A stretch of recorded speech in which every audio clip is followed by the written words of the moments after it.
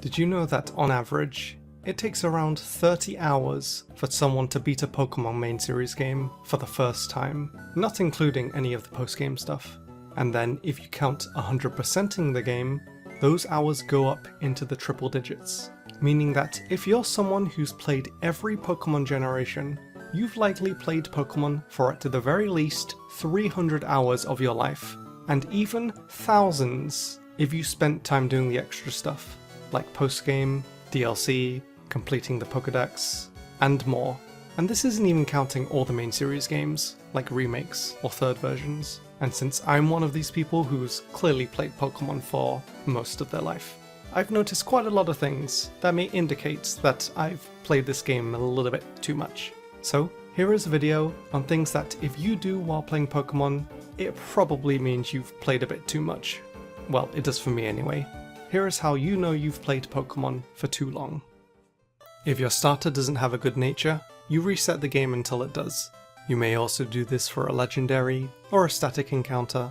In fact, you care about your Pokémon's nature so much that you'll go as far as to box a Pokémon that you've caught that you plan to have on your team because its nature is bad, and then try and catch another one. I would call someone who does this pretty sad, but then I'd be a hypocrite. You buy Pokeballs in groups of 10, specifically for Premier Balls, and not going more than 10, and possibly missing out. You continue to stay tuned for Pokémon news, in hopes that the next Pokémon game exceeds your expectations, despite being disappointed for years, although sometimes the waiting might pay off. You plan out your teams before playing the game. You know exactly which Pokémon you're going to catch, which locations you're going to get them, which ball to catch them in, what nickname you're going to give them. You even know what moves they're going to have. You have it all planned out. You know exactly how each Pokémon evolves, and you don't have to look it up. You know what Pokémon evolves with a stone, what Pokémon evolves through level up, and what level they evolve at. You even know all the complicated evolutions, and what to do to evolve them. Sometimes you might have to look up something specific, but for the most part, you know exactly how to evolve a Pokémon. You check every trash can, even though you know there's not going to be anything in there. You're triggered by this sound. You know exactly what abilities most Pokémon have. You also know a lot of the moves that they learn, where to catch them, and as I said before, how they evolve. You know exactly what every Pokéball does, as well as their name and what they look like. So if I showed you this Pokéball, for example, you not only know what it's called, but what exactly it does. You know what every Pokemon shiny looks like from memory. For example, this Pokemon shiny, you know what color it is. You still hold B to run, even though you don't need to hold B to run anymore, and haven't needed to hold B to run for years. If you ever see a real life animal that's different colored, you immediately refer to it as a shiny.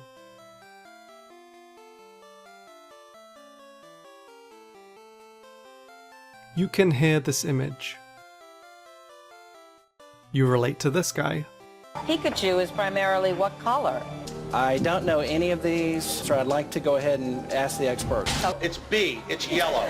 Jerry, there's no question in your mind. You're sure one. Don't ask me again! Okay, thank you. If any of your hours in a Pokemon game are into the triple digits, you find this game way too easy. For $1, what's the name of this Pokemon? Its name is Silas Marner. Close. Did I get it close? It's Suicune. Suicune! If I showed you this Pokemon sprite, and I told you it looked like a Togekiss staring down a Doduo, you wouldn't be able to unsee it. If I showed you these Pokédex numbers, you know exactly which Pokemon those correspond to. You know exactly which Pokemon weighs more. You know exactly which Pokemon is shorter. In a Pokemon battle, whether it be against a real person or an NPC, you like to do the damage calcs. You found at least one random shiny.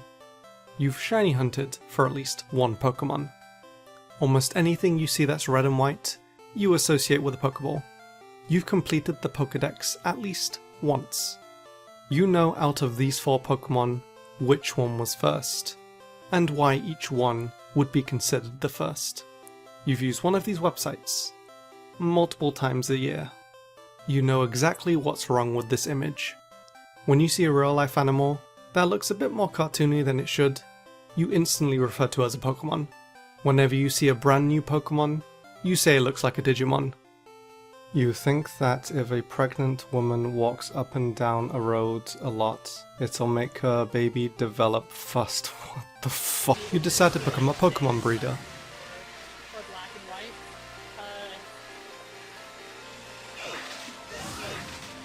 Orange was okay. It was very mid.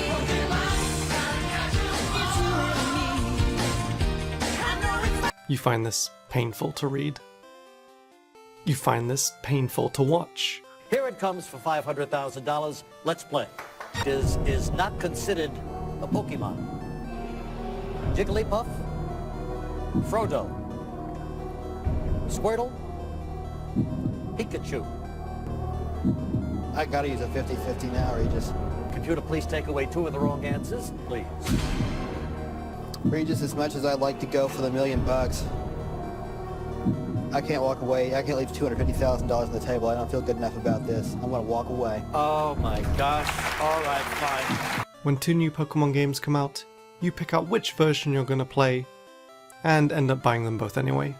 You used to love these moves as a kid, and now you think they suck. You know how to get through each gym puzzle without struggling one bit. Except maybe this one.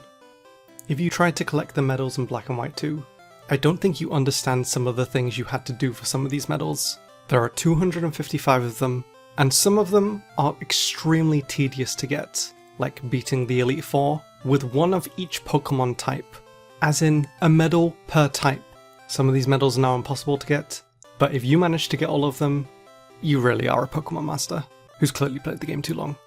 If you're still playing Pokemon Go, Pokemon Unite, or any ongoing Pokemon game since its release, yes, playing Pokemon Go a lot counts as playing Pokemon too much. And finally, you clicked on this video to see if any of these points relate to you, because maybe you're someone who's wondering if they played Pokemon too much. And those are some of the things that will indicate if you're someone who's played Pokemon a lot. Do any of them relate to you? I know a lot of them do for me. Let me know in the comments if there's any that I missed, and if you did enjoy, please do leave a like, as it does help the video out. Subscribe for more Pokemon videos in the future, and until next time, thank you so much for watching.